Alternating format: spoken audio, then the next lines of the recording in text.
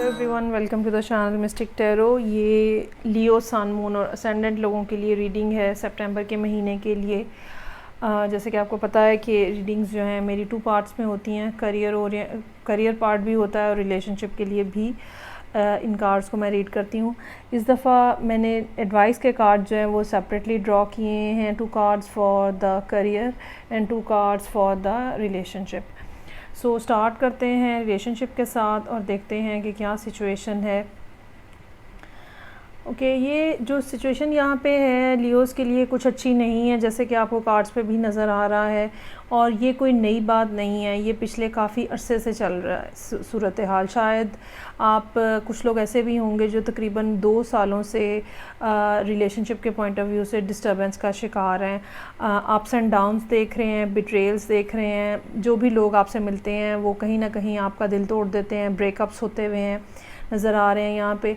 पिछले कुछ अरसे के दौरान ऐसा हो सकता है कि आप किसी न किसी इस तरह के शख्स से आपकी कम्युनिकेशन स्टार्ट हुई है जो कि कहीं डिस्टेंस पे रहता है। एक लॉन्ग डिस्टेंस रिलेशनशिप हो सकता है, बल्कि रिलेशनशिप तो कहना मुश्किल है क्योंकि अभी तक कोई बहुत ज़्यादा यहाँ पे कम्युनिकेशन नज़र नहीं आ रही और एक इंतज़ार किसी कैफियत है जो कि बहरहाल मौजूद है। आपके ज़हन में बिल्कुल ट्रैवल प्लान्स हो सकते हैं कि जो कि आपको मतलब ये कि रिलेशनशिप को बढ़ाने के लिए हो सकता है कि आपको ट्रैवलिंग करने का आपका ज़हन में हो। लेकिन फ़ॉर द टाइम बीइंग अभी सिचुएशन के अंदर एक ख़ास किस्म का हॉल्ट नज़र आ रहा है।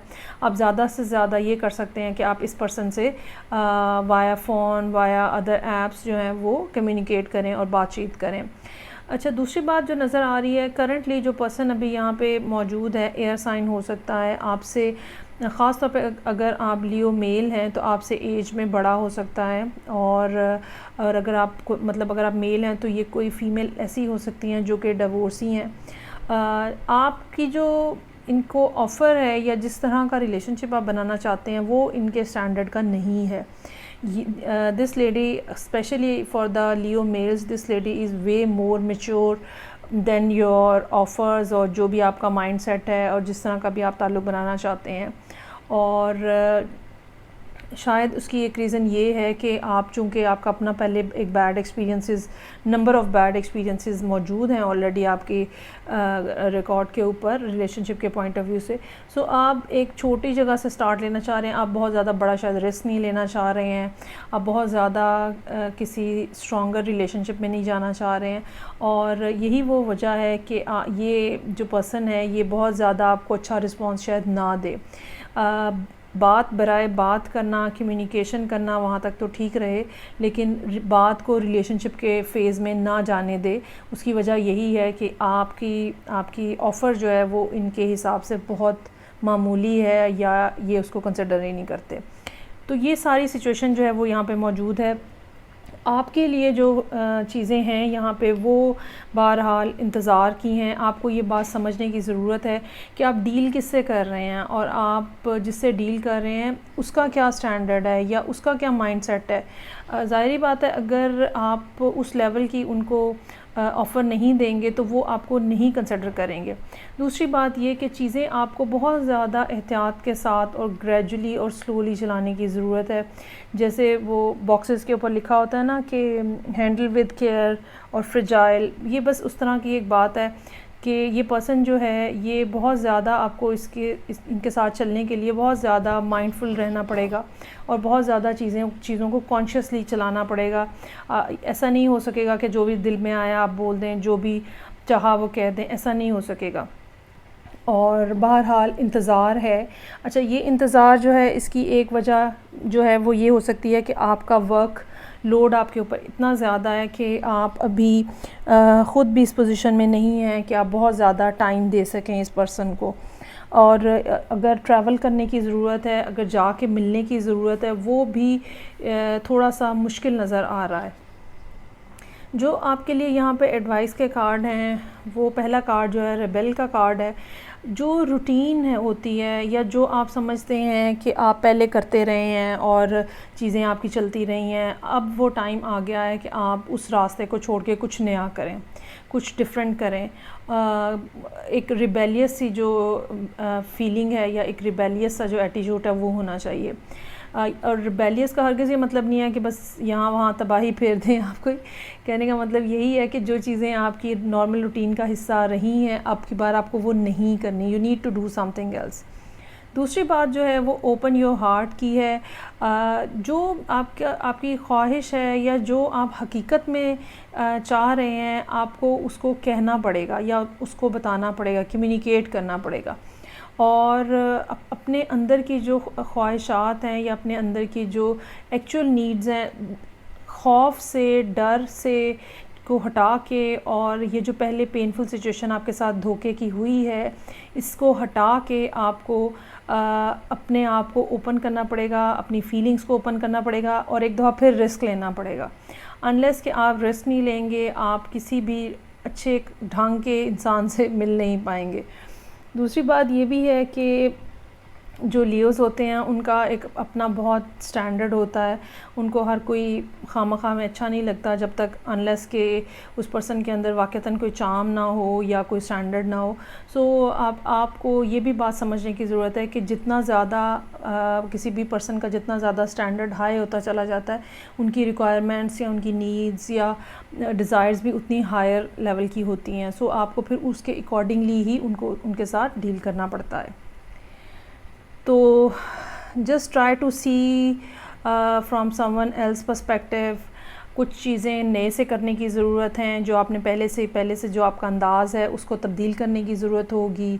थोड़ी नज़ाकत और नफासत के साथ चीज़ों को करने की ज़रूरत होगी, और डर और ख़ौफ़ और तकलीफ़ें जो ऑलरेडी आपकी ज़िंदगी में मौजूद हैं उनको छोड़ दें, उनको अपनी ज़िंदगी से निकाल दें। बेसिकली आप जब तक आपकी हीलिंग नहीं होती तब तक आप दोबारा से एक दफ़ा स्टार्ट नहीं प्रॉपर्ली ले पाते। So you need to heal yourself as well. ठीक है जी।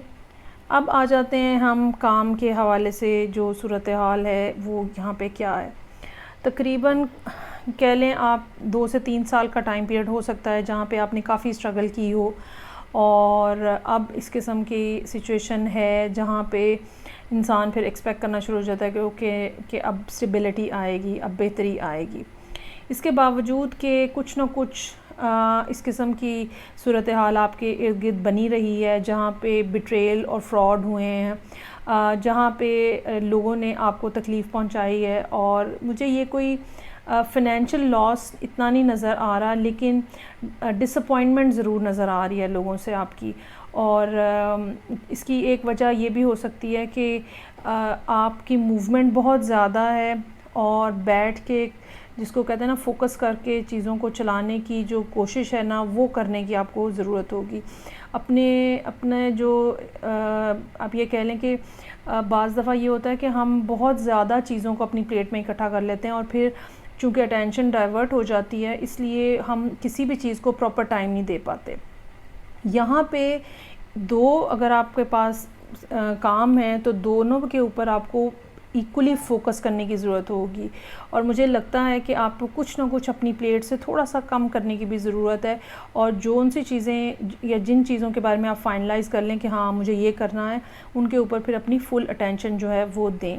इस सारी सूरत हाल के हवाले से दिसंबर का महीना जो है वो काफ़ी ज़्यादा इम्पॉर्टेंट नज़र आ रहा है, और सिचुएशन जो है इसलिए उस वक्त तक जाते जाते जो है वो उसमें मज़ीद बेहतरी आने का इम्कान है।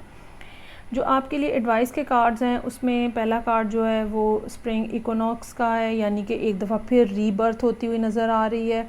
जो उनसे आपके काम के हवाले से प्रॉब्लम्स हैं वो सॉर्ट आउट होते हुए नज़र आ रहे हैं। ये जो सूरत हाल है ये सितंबर 15 के अराउंड डेवलप हो सकती है, और उस वक्त से ले के फिर दिसंबर 15 तक का जो एक टाइम पीरियड बनता है, उस सारे ड्यूरेशन में कुछ ना कुछ इम्प्रूवमेंट जो है वो आप होते हुए देखेंगे काम के हवाले से। करियर के हवाले से। ये इम्प्रूवमेंट जो है ये ग्रेजुअल होगी, जिस तरह बहार में आहिस्ता आहिस्ता फूल और पत्ते खिलते हैं ना, बिल्कुल उस तरह एक ग्रेजुअल किस्म की सूरत हाल जो है वो बनेगी और एक ग्रेजुअल किस्म की इम्प्रूवमेंट जो है वो आएगी। आपने जिन लोगों के बारे में सोचा हुआ है कि अगर आपने उनको कोई बोनसेस देने हैं, अगर आप फॉर एग्ज़ाम्पल अपना बिज़नेस कर रहे हैं, ठीक है, तो वो ज़रूर आप कंसिडर करें। इसके अलावा अपने काम को मज़ीद इम्प्रूव करने के लिए आपको कुछ ना कुछ प्रैक्टिस सेशन जो है वो अपने लिए रखना चाहिए। कुछ ना कुछ काम अपने लिए इस तरह से रखने चाहिए जहाँ पे आप अपनी एबिलिटीज़ को और अपनी स्किल्स को मज़ीद पॉलिश कर सकें और मज़ीद इम्प्रूव कर सकें। बहुत सारे आइडियाज़ हो सकते हैं जो कि आपके जहन में हो, लेकिन बेहतर ये होगा कि आप बहुत ज़्यादा चीज़ों को इकट्ठे लेके ना चलें, उससे भी आपकी चीज़ों में और मुश्किलात में इजाफ़ा होने का इम्कान है। सो ये थी रीडिंग जो कि लियो, सन, मून और असेंडेंट लोगों के लिए थी। आई होप आपको अच्छी लगी होगी। फ़ीडबैक का मुझे इंतज़ार रहेगा। मैं आपसे नेक्स्ट रीडिंग के साथ फिर मिलूँगी। तब तक अपना बहुत ज़्यादा ख्याल रखिएगा, मुझे भी दुआ में याद रखिएगा। खुदा हाफ़िज़।